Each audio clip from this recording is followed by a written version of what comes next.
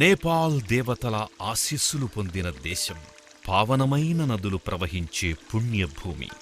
నేపాల్ నేలపై స్వచ్ఛమైన ప్రవాహపు గలగలలతో పారే అపూర్వ నదీమ తల్లి, పవిత్రధామ్, దేవఘాట్, గండకీ నదీ సంగమం.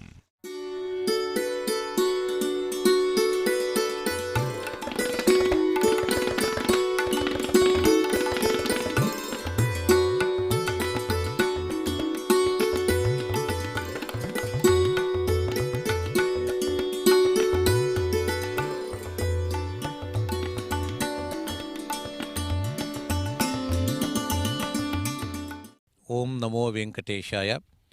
రామాయ రామభద్రాయ రామచంద్రాయ వేధసే రఘునాథాయ నాథాయ సీతాయాః పతయే నమః.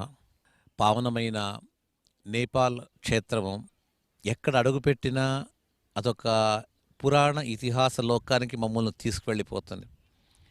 ఏ మూలకు చూసినా, ఏ మధ్య భాగంలో చూసినా ఆ క్షేత్రమంతా కూడా క్షేత్రతీర్థమయం. నేపాల్ అంటే ఎక్కడో కాదు, హిమవత్ పర్వతం యొక్క దిగువ భాగంలో ఉండేదే. హిమవత్ పర్వతానికి ఒక పార్శ్వంలో, దక్షిణ పార్శ్వంలో ఆనుకొని ఉన్నటువంటి క్షేత్రమే. నేపాల్ ప్రధాన నదుల్లో అతి పవిత్రమైన నది గండకి. భారతదేశంలో ప్రవహించే గంగా నదికి ఎడమ ఒడ్డున ఉన్న ఉపనది గండకీ నది. పవిత్ర నేపాల్ హిమాలయాల నుండి ప్రవహించి ప్రసిద్ధి చెందిన నది. ఈ నది దేవఘాట్ దగ్గర ఎన్నో నదులతో సంగమిస్తుంది. త్రిశూలా నది, ఇందులోనే శ్వేతగండకి, ఇతర నదులు కూడి 8 నదులుగా వస్తోంది. దీనికి ఇక్కడ ఉత్తర భాగంలో, ఇక్కడే కొన్ని అడుగులు, ఒక 50 అడుగుల దూరంలోనే ఉన్నటువంటి మరొక నది, అది కాళీగండకి అని ఇక్కడి వాళ్ళు అంటారు, అంటే కృష్ణగండకి అని. ఆ కృష్ణగండకి ఎక్కడి నుంచి వచ్చింది? ముక్తినాథ్ యొక్క మూర్ధన్య భాగము నుంచి పడుతూ దామోదర కుండ అని చెప్పేసి ఉంది. ఆ దామోదర కుండ నుంచి బయటికి వచ్చింది. ఆ పైనుంచి పడుతూ దామోదర కుండలో పడి దామోదర కుండ నుంచి వచ్చింది. ఈ దామోదర కుండ వచ్చేసి సాలిగ్రామములకు నిలయమైనటువంటిది. దీనికి పక్క భాగంలో త్రిశూలి అని చెప్పేసి అక్కడ గోసాయి కుండ అంటారు. గోసాయి కుండ కాడి నుంచి ఉద్భవించి వచ్చింది త్రిశూల నది.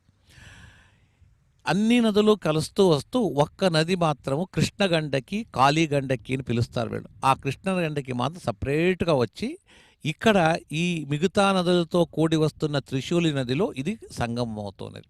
మొత్తము 9 నదుల సంగమం. ఆ 9 నదులతో సంగమంతో కూడిన తర్వాత ఈ పశ్చిమ దిశానికి వెళుతుంది నది. ఆ వెళ్ళేటప్పుడు ఆ నదిని నారాయణి అని పిలుస్తారు. ఇంతవరకు త్రిశూలి, శ్వేతగండకి, ఇతర నదులు కలిసి వచ్చి ఆయా పేర్లతో ఉన్నా చివరకు కృష్ణగండకి ఎప్పుడైతే చేరుతుందో అప్పుడు నారాయణి అయిపోయింది అని అంట.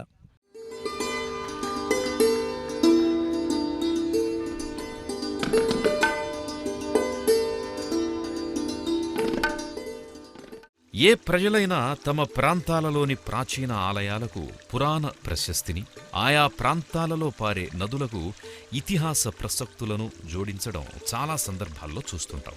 ఈ విధంగానే ఈ గండకీ నది సంగమ ప్రదేశానికి ఇక్కడి ప్రజల నమ్మకాలతో ముడిపడిన ఆధ్యాత్మిక అంశాలెన్నో ఉన్నాయి. గండకీ నది విష్ణువు చెంప నుండి ఉద్భవించినదని, దేవరాక్షసుల సముద్ర మథనం సమయాన పుట్టిన హాలాహలాన్ని ఈశ్వరుడు సేవించిన అనంతరం ఈ ప్రాంతానికి విచ్చేసి ఈ పవిత్ర గండకీ నదీ సంగమ తీర్థాన్ని స్వీకరించి ఉపశమనం పొందాడని ఇక్కడ ప్రచారంలో ఉన్న కథల్లో ఒకటి. దేవఘాట్ వద్ద ప్రధానంగా గండకి, త్రిశూలిని నదులు కలుస్తున్న స్థలంలో మహేశ్వర సర్వేశ్వరులిద్దరూ ఎల్లప్పుడూ తమ సహచరులతో ఇక్కడ వసిస్తూ ఉంటారని, అందువల్ల దేవఘాట్కి హరిహర్ క్షేత్రం అని కూడా పేరొచ్చిందని చెబుతారు.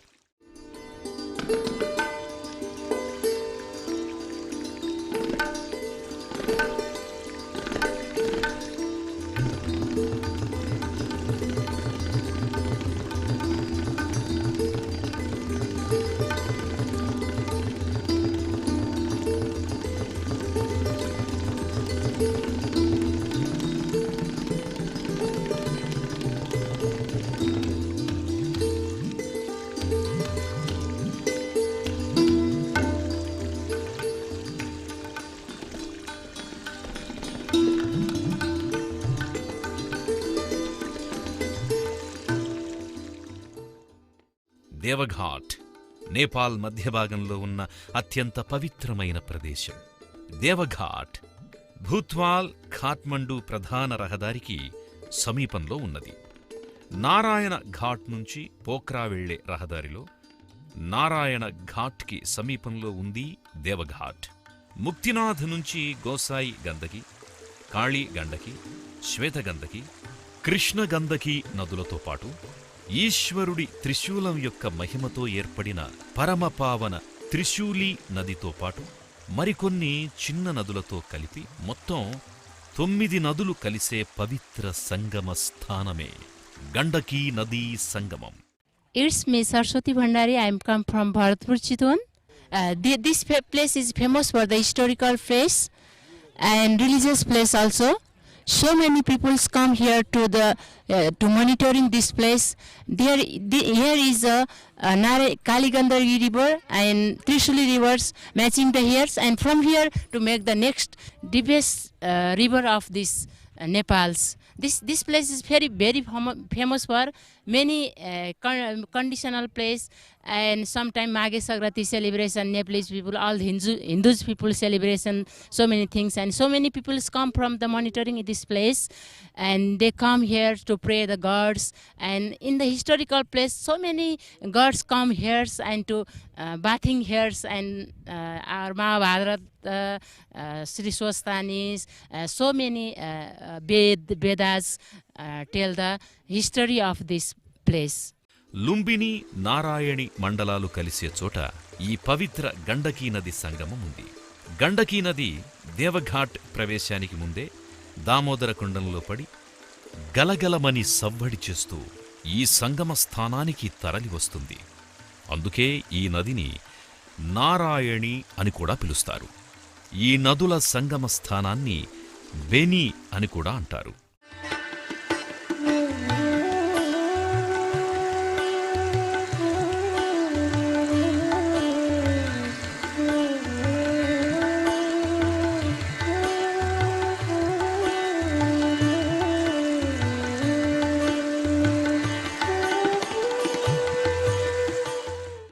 సకల దేవతలు శివకేశవులిద్దరినీ ఒకే చోట కలవడానికి ఇక్కడకొస్తారని, అలా వారు వచ్చినప్పుడు గండకీ నదీ సంగమ స్నానం ఆచరించడం మహాభాగ్యంగా భావిస్తారని, అందువల్ల ఈ ప్రదేశానికి దేవఘాట్ అని పేరొచ్చిందని ఇక్కడి ప్రతీతి ప్రఖ్యాతి.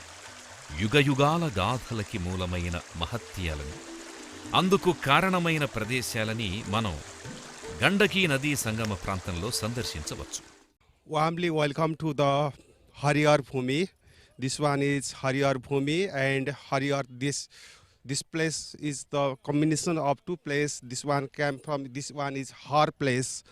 It's Har mean in our Hindu mythology, it's place of Shivaji. So Trishuli generally originated from Gosaikunda, and so it's famous for Har Kshetra, and this one is Krishna Gandaki, or we can say that it's Hari place. Krishna Gandaki, the river where we only found Saligram in the history of old, and this place is very much famous for different gods.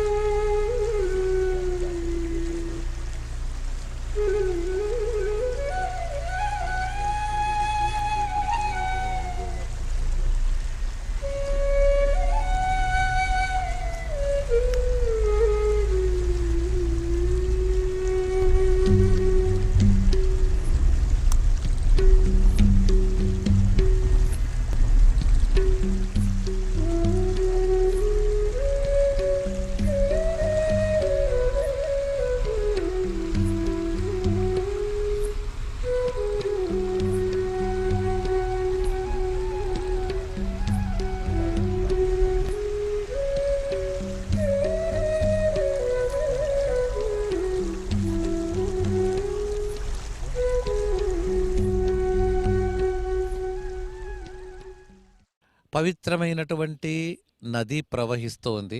ఆ నదికి పూర్వభాగంలో ఒక కొండ, ఆ కొండపైన ఒక ఆలయం వలె ఒక ప్రాచీన ఆలయం అగుపిస్తోంది. ఈ ఆలయం ఏదో కాదు, రామాయణ కాలము నాటిది అని చెప్పేసి ఇచ్చటి ప్రజలు నమ్మకంతో చెప్తూ ఉన్నారు. ఇదే అతి సమీపంలోనే, ఈ కొండపైన ఉన్నటువంటి భవంతికి అతి సమీపంలోనే శ్రీరాముడు అశ్వమేధ యాగం చేశారని ఇచ్చటి పెద్దలు చెప్తారు. అలాగే సీతాదేవి చివరి కాలంలో రామునితో మాట్లాడుతూ అంతర్ధానము పొందినటువంటి స్థలము కూడా ఇదే భాగము అని చెప్పేసి ఇప్పటికీ ఈ ప్రజలు సీతా గుహ అని చెప్పేసి చెప్తూ నిత్యం ఒక ప్రతిమను పెట్టి రోజు ఇక్కడ పూజలు నిర్వహిస్తూ ఎందరో భక్తులు ఈ తీర్థయాత్రకు వచ్చిన వాళ్ళందరూ కూడా ఆ సీతా గుహ ఆ భవనాన్ని దర్శించి పూజలు చేసుకొని దర్శనం చేసుకొని వెళుతూ ఉన్నారు. ఈ సాంప్రదాయం చాలా ప్రాచీన కాలం నుంచి వస్తూ ఉన్నది. ఇంత మహత్తరమైనటువంటి స్థలము ఈ స్థలం. సనాతన కాలం నుండి భారతీయ మహిళలకు ఆదర్శం పతివ్రతామ తల్లి సీతమ్మ తల్లి. సంప్రదాయ వాగ్గేయకారులకి ఆరాధ్య దేవుడు, త్రేతాయుగ అవతార పురుషుడు శ్రీరామచంద్రుడు. ఆ ఆదర్శ జంట సీతారాములకి సంబంధించిన ఎన్నో అపురూప ఘట్టాలు ఈ గండకీ నది దివ్య సంగమ ప్రదేశంతో పెనవేసుకుని ఉన్నాయి. ఈ ఒడ్డునే వశిష్ఠ మహాముని ఆశ్రమం ఉన్నది. ఆశ్రమం చెంతనే ఆ బ్రహ్మర్షి తపస్సు చేసిన తావు ఉంది. రండి, ఆ ఆశ్రమాన్ని మనము ఇప్పుడు దర్శిద్దాం. శ్రీరాముడు తన సోదరులతో కలిసి బాల్యంలో ఈ ఆశ్రమంలోనే విద్యాభ్యాసాన్ని ప్రారంభించాడు. వశిష్ఠముని ధ్యానం చేసిన ప్రదేశం దేవఘాట్ సమీపాన ఉంది. వశిష్ఠ గుఫ అని పిలువబడే గుహ కూడా ఇక్కడుంది. ఇదిగో ఇదే ఆ గుహ. రండి, దర్శిద్దాం.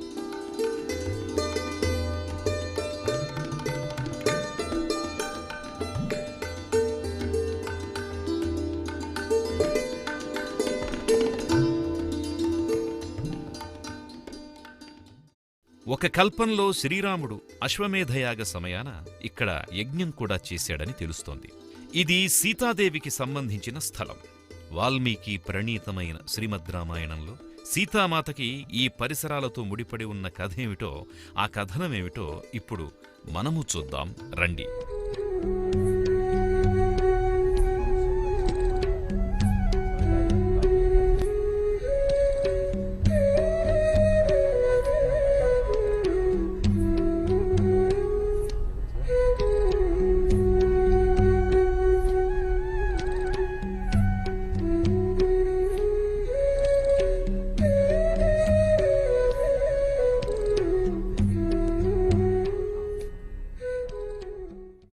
ये सीता गुफा है। सीता गुफा में ये सीता माता अंतर्ध्यान हुआ है। इस जगह में ये शक्तिपीठ है। पीठ में दो होता है, एक सिद्धि पीठ, एक शक्तिपीठ। शक्तिपीठ में भगवान प्रवेश होने से ये जगह शक्तिपीठ बोलते हैं। अब वो कोई साधु संत बैठ के वो सिद्धि करके वो सिद्धिपीठ बोलते हैं। सिद्धिपीठ से सिद्धि शक्तिपीठ अच्छा होता है। यहाँ सीता माता को स्थान है, अंतर्ध्यान हुआ है इस जगह में। तब लड़की लोग ने यहाँ साधना ध्यान ऐसा कर सकते हैं। ఇలా మరెన్నో అద్భుతాలు ఈ పవిత్ర నవనదుల సంగమ స్థానంతో ముడిపడి ఉన్నాయి. ఈ దేవఘాట్ నుంచి నారాయణ ఘాట్ వైపు పారే గండకీ నదిని ఇక్కడ్నుంచి ఆ నారాయణి అనే పేరుతోనే పిలుస్తారు.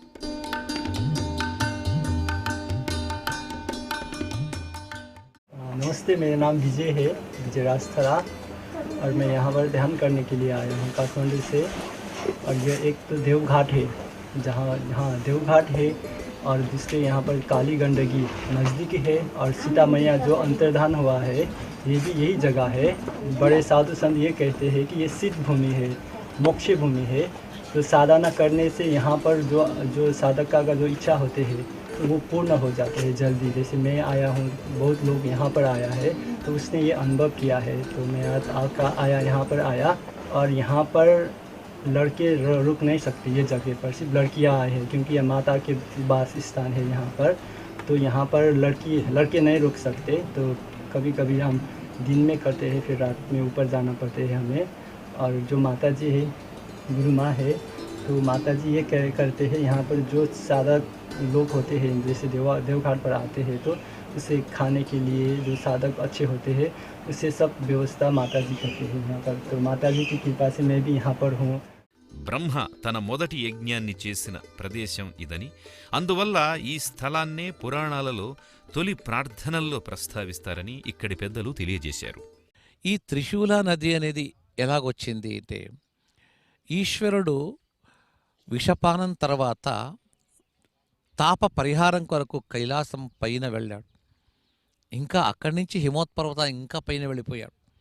ఆ పైన చాలా చల్లగా ఉంటుందని చెప్పేసి హిమోత్పర్వతం యొక్క మూర్ధన్య స్థానానికి వెళ్ళిపోగా అతడు తన త్రిశూలాన్ని వేసి కొట్టాడు ఆ కొండకు. అక్కడి నుంచి ఆ త్రిశూలం గుచ్చుకున్న తర్వాత అక్కడి నుంచి ధారాపాతంగా నీళ్ళు వచ్చింది. గంగా అక్కడుండే ఆ దాని గంగానే నమ్ముతారు వాళ్ళు. ఆ గంగనే అది త్రిశూలిగా వచ్చింది అని చెప్పేసి చెప్తున్నాం. ఆ నదే త్రిశూల నది. ఈ నది ఇక్కడ ప్రవహిస్తూ వస్తుంది. అయితే ఈ నదికి అతి సమీపంలోనే ఒక 3-4 కిలోమీటర్ల సమీపంలోనే శ్వేతగండకి అని చెప్పేసి ఇంకోటి వచ్చింది. ఆ నది ఇక్కడే సంగమం అవుతుంది. దాంతోపాటు ఇంకా కొన్ని నదులు కూడా చిన్న చిన్న నదులు సంగమం.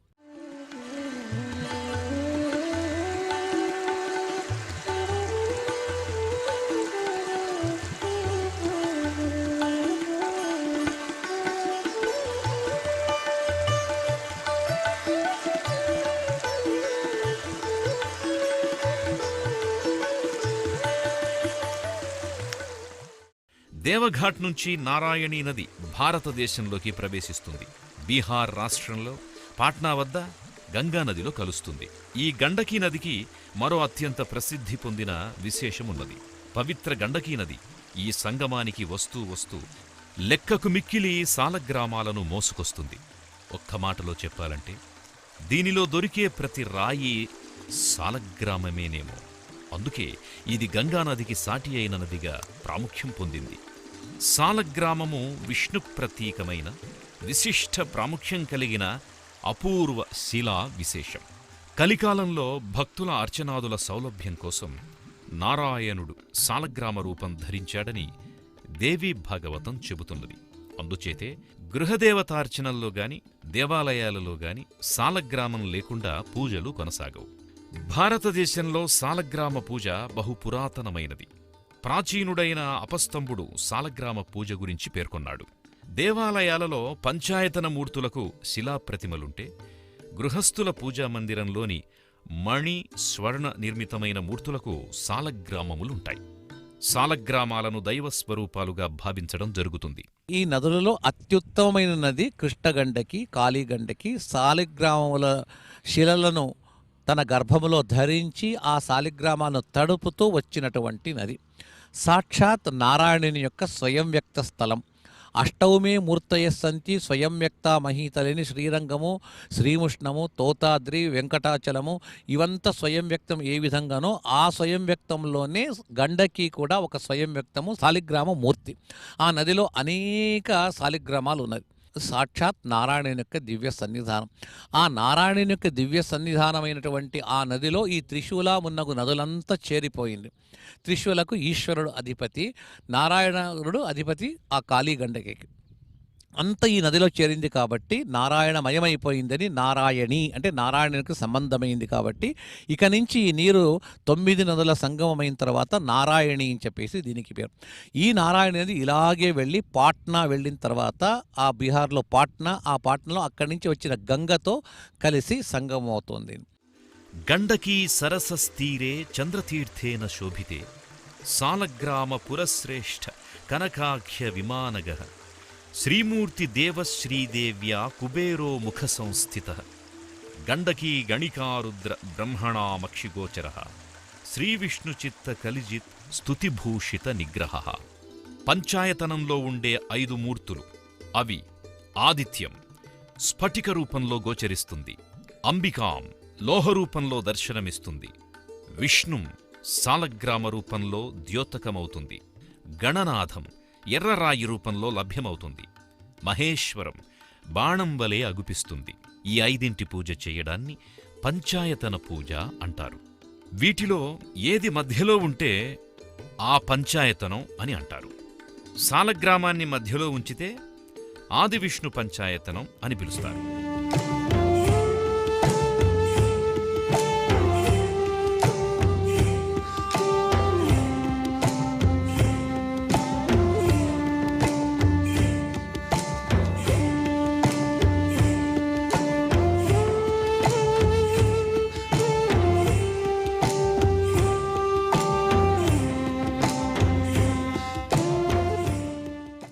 నేపాల్లోని అన్ని ముఖ్యమైన నగరాల నుండి రోడ్డు మార్గం ద్వారా గండకీ నదీ సంగమానికి చేరుకోవచ్చు. సమీపంలోని నారాయణ ఘాట్ లేదా దేవఘాట్లకు చేరుకుని అక్కడ్నుండి నదీ సంగమానికి నిమిషాల వ్యవధిలో చేరుకోవచ్చు. పోఖ్రా బస్ స్టేషన్ నుంచి కూడా బస్సు సర్వీసులు అందుబాటులో ఉన్నాయి. ప్రైవేట్ టాక్సీల ద్వారా కూడా ఇక్కడికి చేరుకోవచ్చు. వాహనాలను అద్దెకు తీసుకుని సంగమ స్నానం ఆచరించడంతో పాటు సమీప ప్రదేశాలను కూడా దర్శించవచ్చు. మకర సంక్రాంతిలో ప్రతి సంవత్సరం భారీ మేళాలు ఈ ప్రదేశంలో జరుగుతాయి. ఆ సమయంలో గండకీ నదీ తీర ప్రాంతమంతా భక్తజన సందోహమవుతుంది. అప్పుడు జరిగే పండగ నేపాల్లో జరిగే అతిపెద్ద మేళాలలో ఒకటిగా గుర్తింపు పొందింది.